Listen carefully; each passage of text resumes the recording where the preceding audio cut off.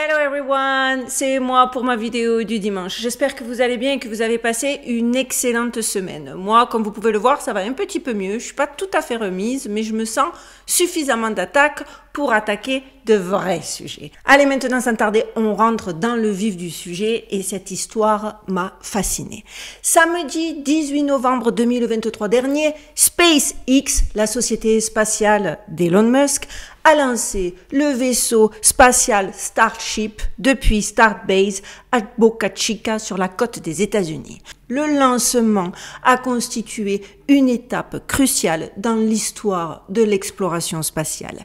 Et bien qu'ils aient considéré le test comme réussi, comme la première fois où ils avaient tenté malgré l'explosion précoce des 2 étages a entraîné une nouvelle série de défis pour l'entreprise. Décidément, encore un test réussi qui se solde par une explosion, ce qui est quand même assez étrange de se congratuler, mais c'est leur prise de position. On n'a pas vraiment la même notion de réussite apparemment. Il faut bien savoir que ce Starship, cette fusée, est le navire le plus puissant jamais construit. Une fusée de 120 mètres de haut, capable d'envoyer jusqu'à 150 tonnes de fret, est conçue pour emmener des humains sur la Lune et sur Mars. Doit-on, les amis, également se montrer surpris que l'appareil le plus performant jamais créé par l'homme ne puisse pas, ne serait-ce que sortir de la stratosphère, alors que dans les années, donc apparemment 1969, une fusée assemblée à base de tournevis et de marteaux aurait atteint la Lune dès le first shot sans encombrement. Je ne pense pas. Pour ceux qui n'auraient pas vu ma vidéo sur la théorie autour de l'alunissage, je ne peux que vous conseiller d'aller regarder parce que ça soulève pas mal de questions. Poursuivons. Son décollage donc a été prévu le 17 novembre, peu après l'approbation réglementaire de la Fédérale Aviation Administration et du département américain de la pêche. Alors moi, ma première réaction a été pourquoi le département de la pêche doit-il approuver ou non le lancement d'une fusée? Encore une question que je trouve légitime, encore que forcément il y a une explication officielle, c'est parce qu'en fonction des retombées, ça peut attaquer la faune, la flore, etc., etc. En tout cas, leur approbation s'est fait un peu attendre, vu que lors du premier essai, donc du 22 août 2022, la première explosion aurait causé pas mal de dégâts au sol. Ça, je veux bien l'entendre, mais ça reste quand même dans un coin de ma tête. Donc, le lancement de prime abord a semblé se dérouler sans encombre jusqu'à la séparation du premier étage qu'ils appellent le booster Super Heavy. Super heavy, super lourd, quoi. Cette phase était cruciale puisque pour ce deuxième test, la société spatiale a apporté plusieurs modifications à la configuration du décor. La principale étant l'inclusion du hot stage. L'étage chaud est une méthode de séparation d'étages qui consiste à allumer les moteurs de l'étage supérieur de la fusée alors qu'elle est encore connectée à l'étage inférieur. Pour rendre cela possible, SpaceX a installé un étage intermédiaire ventilé et un bouclier thermique au-dessus du booster. Autant vous dire que cette fusée, c'était une machine de guerre. Dans le cas de Starship, la plupart des 33 moteurs Raptor du booster Super Heavy se seraient arrêtés. Cette méthode, utilisée sur les lanceurs russes depuis des décennies, pourrait augmenter la capacité de charge utile du Starship en orbite de 10%. Cependant, quelque chose ne s'est pas passé comme prévu pour le booster. Alors, je vous passe les détails techniques, déjà il y en a trop, mais je voulais que ce soit quand même carré. Mais il faut savoir que malgré la perte du Super Heavy, les moteurs de la fusée se sont allumés correctement et le vaisseau spatial a continué comme prévu. La télémétrie indiquait même qu'il aurait atteint la vitesse nécessaire au vol orbital. Ça semblait être un plan qui se déroulait sans accroc. Mais encore une fois, quelque chose a échoué et les équipes au sol ont perdu le signal de télémétrie et tout autre contact avec le vaisseau spatial Starship avant qu'il explose. Vous êtes en train de regarder les images, normalement je vous les ai mis en boucle lors de l'édition si j'ai pu, sinon vous aurez des photos. Et bien sûr, devant ces images qui sont quand même assez incroyables, vous ne serez pas surpris d'apprendre que ça a relancé pas mal de théories du complot. Entre théorie de la Terre plate, faux atterrissage lunaire, base secrète sur la Lune et j'en passe et des meilleurs, tout a été examiné, scruté, disséqué. Et autant vous dire que personnellement, je me suis attardée sur la théorie impliquant, parce que je l'avais déjà traité et que depuis ça me fascine, un dôme, un firmament possible. Parce que vous savez que j'avais adoré fouiller ce sujet et que j'ai exploré pas mal l'éventualité d'une terre creuse et autres hypothèses autour de ce sujet. Pour ceux qui ne l'auraient pas vu, en plus ça vous aiderait dans la compréhension de cette vidéo, je ne peux que vous conseiller d'aller les regarder. Je mets tous les liens dans la barre de description de cette vidéo. Eh bien, je n'étais pas sûre en vérité de trouver quoi que ce soit de bien nouveau et je suis tombée sur une histoire qui non seulement apporte de l'eau au moulin de la théorie d'un éventuel dôme, mais qui en plus d'être passionnante, alimente clairement l'idée d'un firmament. Vous allez voir, cette histoire est fascinante et c'est maintenant les amis, on y va.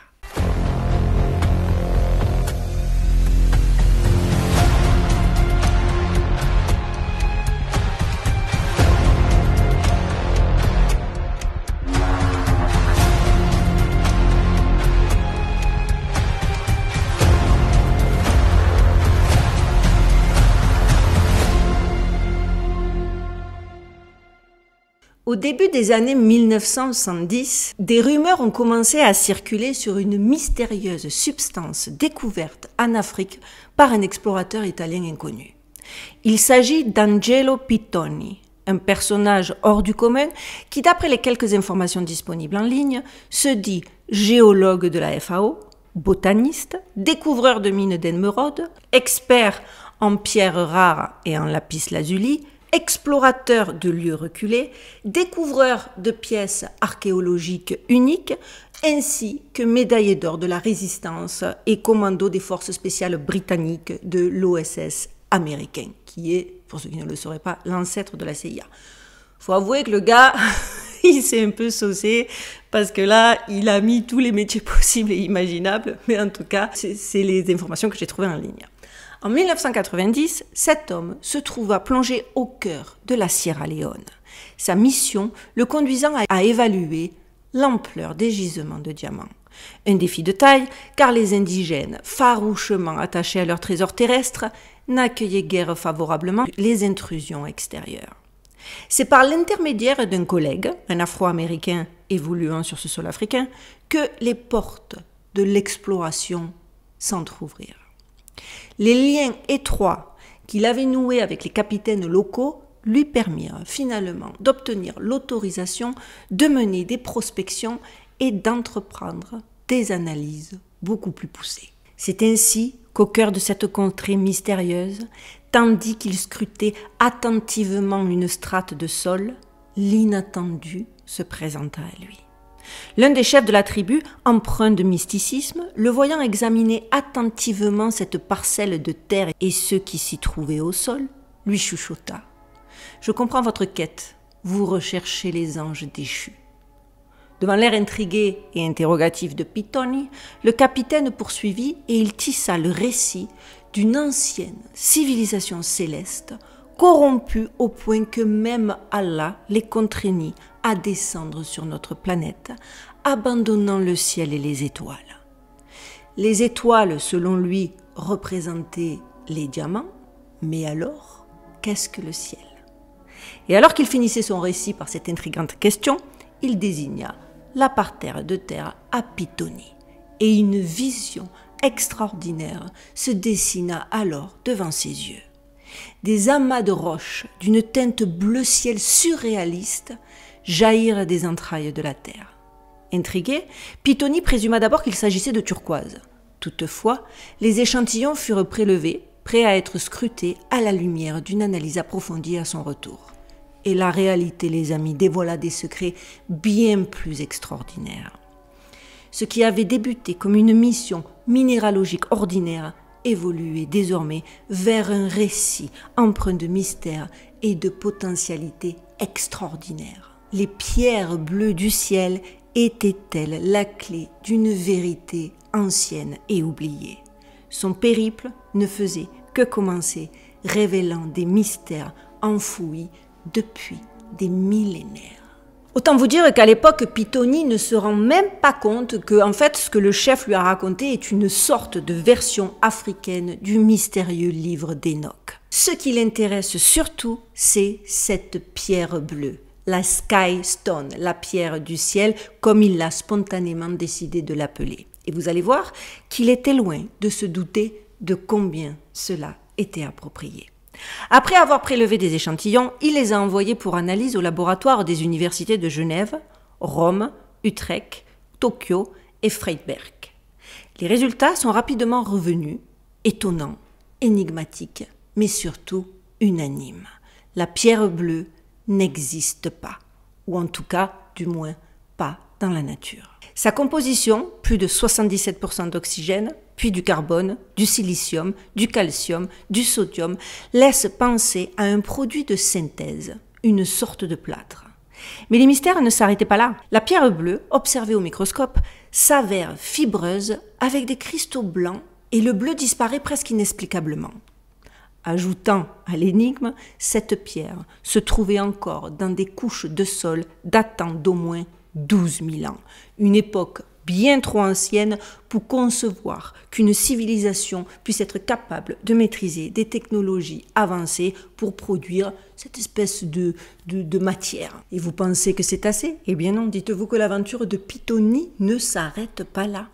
Continuant ses investigations en Sierra Leone, il fut introduit à d'autres découvertes intrigantes, notamment d'étranges statuettes. À la suite de la découverte de la pierre bleue, il questionna forcément le chef de tribu sur d'éventuelles trouvailles pouvant être éventuellement liées avec cette histoire d'ange déchu qu'il lui avait partagée lors de leur toute première rencontre dans la même région, la province orientale de Kono. La réponse fut surprenante. C'est en effet à ce moment précis que le chef de tribu lui montra une statuette qu'il nommait Nomoli, représentant, selon les paroles de Pittoni, un homme plutôt laid au visage inhabituel. Le chef lui indique que les indigènes, connaissant la nature mystérieuse de ces sculptures, savent qu'il est préférable de les laisser en paix et d'éviter de les toucher ou de les approcher. Et aussi qu'à chaque fois qu'ils cherchent des diamants et qu'ils en trouvent un, ils s'arrêtent immédiatement de chercher, comme une sorte d'entente tacite. Donc là, vous avez assez trouvé, la statue étant la preuve qu'il ne faut pas abuser. Pittoni, flairant une opportunité, offrit alors des récompenses pour signaler des nomolies et un double prix si la statuette n'avait pas encore été déterrée. Ainsi, par ce biais, il parvint à se rendre sur le site à l'emplacement exact d'où les indigènes venaient de repérer une telle statue. La tâche consistait désormais à établir la stratigraphie et à dater cette statuette afin de comprendre approximativement son âge. C'est alors que dans l'une des premières couches de terre émergea un magnifique bâton ouvragé. Sans attendre, Pittoni envoya le bâton à Rome et le fit examiner par le docteur Giulio Guidi de l'ENEA, qui le redirigea ensuite vers le professeur Giorgio Belluomini de l'université Sapienza. Après de nombreux tests plus approfondis, Belluomini révéla à Pittoni la stupéfiante vérité. Le bâton avait plus ou moins 2500 ans.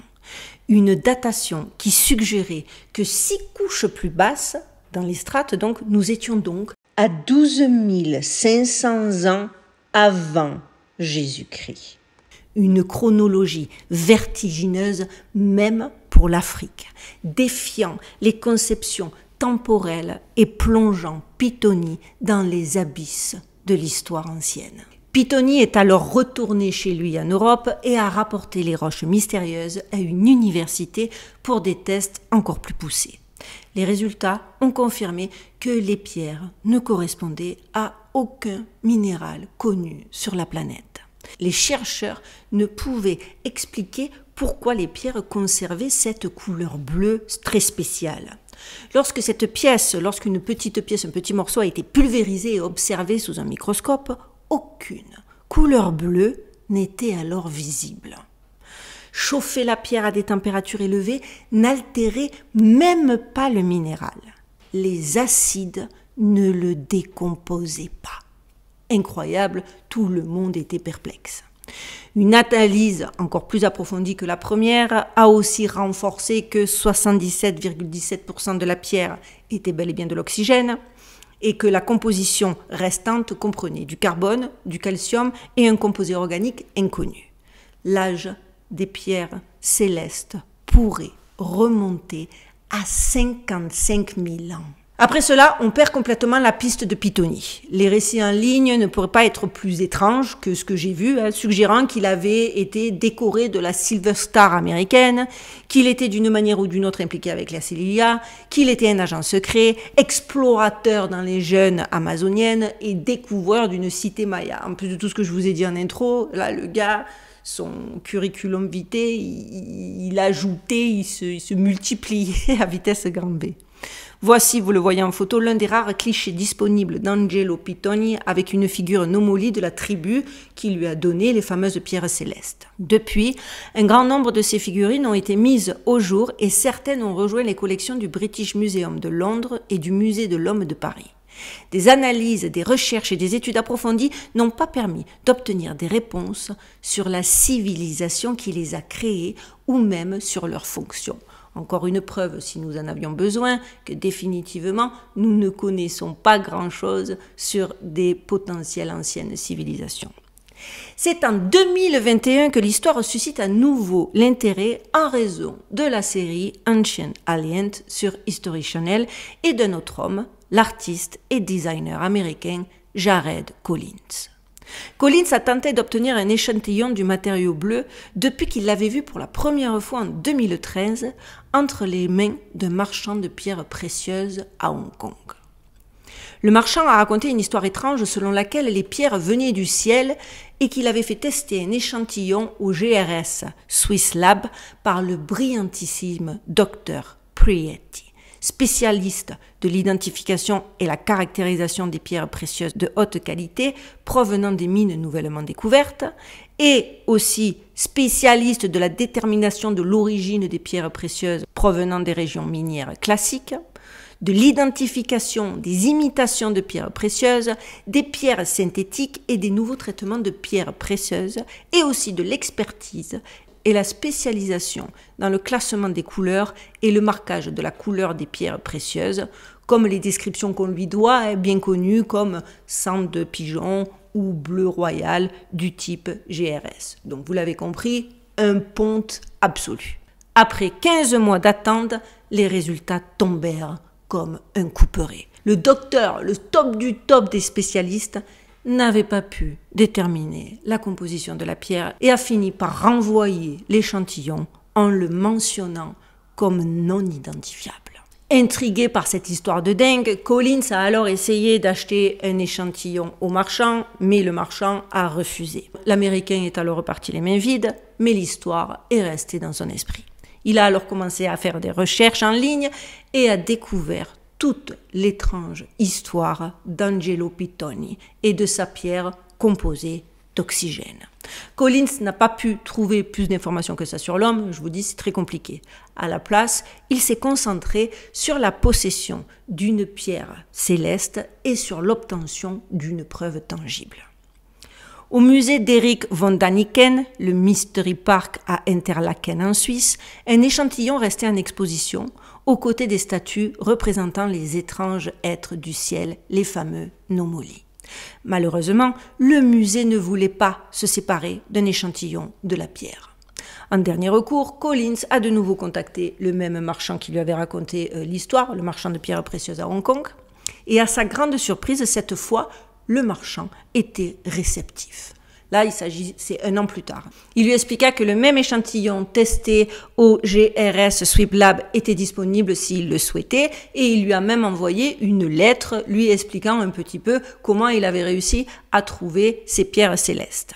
Le marchand de pierres précieuses a rencontré un Italien vendant des pierres précieuses à Auroville en Inde lors de l'un de ses voyages et cet homme se nommait Vijay. Plus tard, lors d'un séminaire en Italie, Vijay lui a montré alors un échantillon d'une pierre céleste et il lui a dit l'avoir obtenu de l'un de ses amis, le même Angelo Pittoni. Forcément, Collins a retrouvé le fameux Vijay et dans leur correspondance, Vijay lui a expliqué ce qui s'était passé et qu'il croyait que la pierre venait de l'étoile Sirius B. Il lui expliqua à nouveau que la pièce de pierre céleste qu'il avait maintenant à sa possession avait été découverte par un géologue et aventurier nommé Angelo Pitoni lorsqu'il était en Sierra Leone. Là-bas, la population autochtone avait une légende disant que les diamants sont des étoiles qui sont tombées du ciel. Plaisantant avec eux un jour, Pitoni leur aurait alors dit « Mais si les étoiles sont tombées, alors le ciel aussi doit être tombé, non ?» La réponse des indigènes fut sans appel. « Oui, le ciel aussi est tombé et nous savons exactement où. » Un chaman local l'a ensuite conduit à un endroit où se trouvaient des morceaux de ce matériau bleu. C'est là qu'en creusant dans le sol, il a trouvé plus de 200 kilos qui n'étaient pas disposés naturellement, mais plutôt en forme de pyramide. Pitoni, c'est à ce moment-là qu'il aurait récupéré donc les fameux fragments, qu'il les a fait étudier et que le résultat a été sans appel, le matériau ne pouvait pas être identifié. Donc, l'histoire confirme bien que le Pitoni a existé, que c'est pas une légende, puisque même, vous avez vu, il a apporté d'autres petits détails qu'on ne connaissait pas. Collins trouva l'histoire fascinante, mais pour lui, il était temps d'obtenir la preuve réelle qu'il recherchait. Alors à nouveau, il envoya l'échantillon de la pierre céleste à la division des sciences de la Terre et de l'espace de l'Université de Washington pour des tests le 6 mars 2019. Pour garantir que les tests étaient effectués de manière impartiale, il n'a jamais dit à l'université spécifiquement ce qu'ils examinaient. Seulement que le matériau était censé être tombé du ciel et qu'il avait été récupéré sous terre. Le verdict fut à nouveau sans équivoque. Après des années de voyages et de recherches, Collins n'a pu que confirmer que les pierres célestes étaient véritablement uniques, échappant à toute comparaison avec des éléments terrestres. Malgré ses efforts pour compiler une montagne de rapports scientifiques provenant de plus de 16 sources diverses, il demeura incontesté qu'aucun universitaire, aucune institution académique, aucun scientifique indépendant et aucun laboratoire n'était parvenu jusqu'à présent à identifier ni à comprendre l'origine ni le mécanisme de cette matière intrigante. Il est donc devenu de plus en plus évident que les pierres célestes étaient d'une singularité inégalée. C'est là, les amis, que je vous le dis, toutes les spéculations ont commencé et que toutes les spéculations sont permises. D'une météorite inconnue, en passant par l'intervention des extraterrestres, toutes sortes, voire toutes les pistes sont possibles.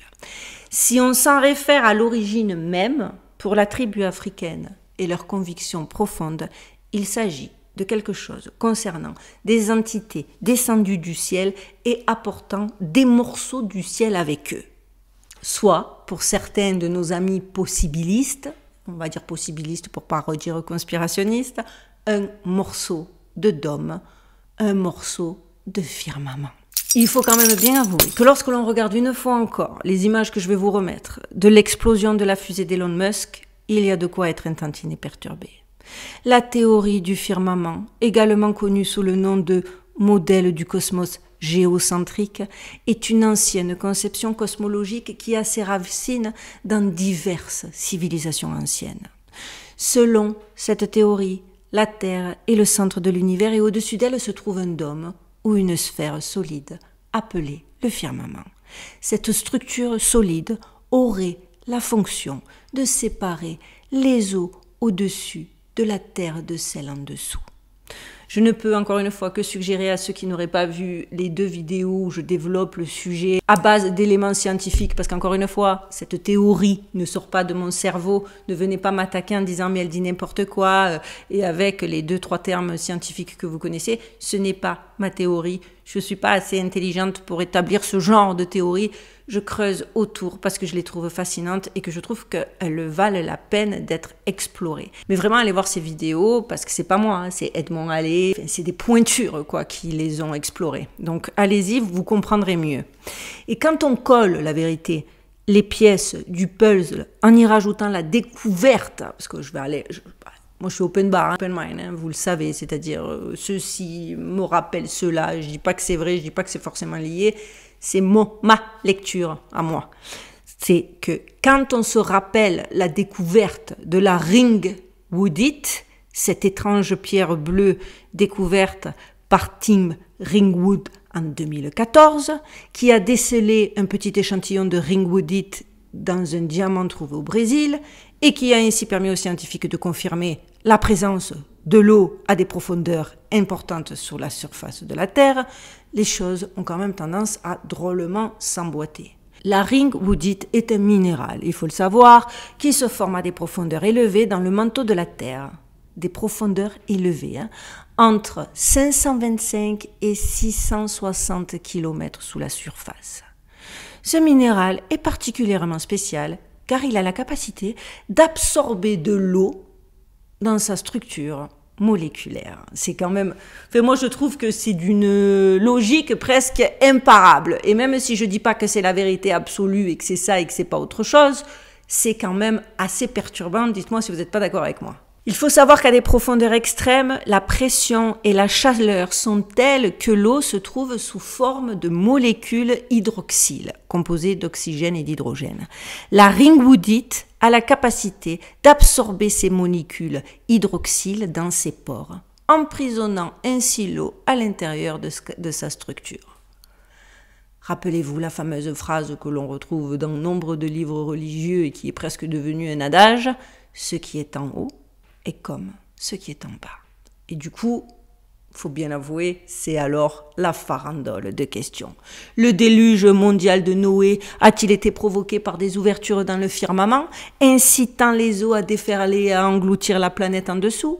Les modèles hébreux et coraniques du cosmos parlent aussi de portails dans le firmament, donc théoriquement, si c'est vrai, alors c'est carrément possible.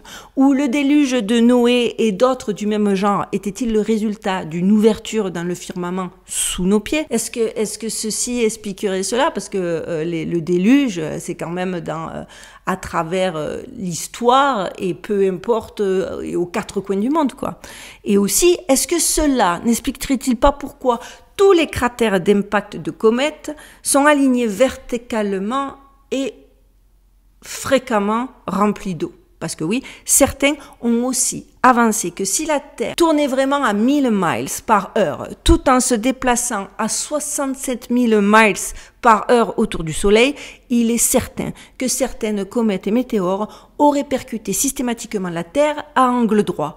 Or, la plupart des météorites entrent en collision avec la Terre à un angle d'environ 45 degrés. Donc, comprenez bien, seulement environ 25% des météorites entrent en collision avec la Terre en angle droit, et encore c'est hyper approximatif quand tout le reste, ils ont une trajectoire qui est quand même assez, par rapport aux éléments scientifiques qu'on nous a donnés, qui nous laisse assez dubitatifs. Encore une fois, ce ne sont pas mes chiffres, ce ne sont pas mes conclusions, c'est des choses qui ont été apportées à mon attention lors de mes recherches, et je trouve qu'il y a de quoi réfléchir. Je ne sais pas ce que vous en pensez. Donc bref, j'ai trouvé le sujet fascinant, j'ai trouvé cette histoire absolument fascinante, et elle soulève tellement d'interrogations, tellement de possibles, que je voulais absolument la partager avec vous. Voilà les amis, c'est fini pour moi. J'ai hâte de savoir ce que vous en avez pensé. Est-ce que je continue à creuser? J'ai tellement de sujets à creuser qu'au final, je vais moi m'enfoncer tout seul. Des fois, je vous jure, c'est compliqué parce que... Mais bon, heureusement, on est plusieurs dans ma tête. J'espère qu'en tout cas, les amis, que vous avez aimé écouter autant que ce que j'ai aimé le traiter. Dites-moi-le en commentaire. Vous savez que j'adore vos réactions. Si vous avez des informations supplémentaires aussi, n'hésitez pas parce que vous êtes des puits de science et j'adore parce que grâce à vous, je rebondis souvent et je pars sur d'autres choses. Peut-être même que je pars sur trop d'autres choses, mais j'adore. Voilà, vous savez que je suis toujours Shadowban, donc pour aider ma chaîne et pour me soutenir, le meilleur moyen, c'est de liker à fond cette vidéo, de commenter, de partager. Si vous n'êtes pas encore abonné à ma chaîne, s'il vous plaît, abonnez-vous, ça ne coûte rien. Et même ceux qui sont déjà abonnés, revérifiez parce que vous êtes encore nombreux à me dire que YouTube vous désabonne complètement arbitrairement. YouTube même pas trop. Donc s'il vous plaît, vérifiez, s'il vous plaît, abonnez-vous. Ça ne coûte rien, c'est 2 secondes. C'est pas comme si ça allait changer fondamentalement votre paysage YouTubesque. Donc allez-y les amis, j'apprécierais énormément. Voilà, cette fois-ci j'ai bel et bien fini. Je vous souhaite de passer une excellente semaine. N'oubliez pas, prenez soin de vous, prenez soin de vos proches, gardez l'œil ouvert et surtout, stay safe les amis.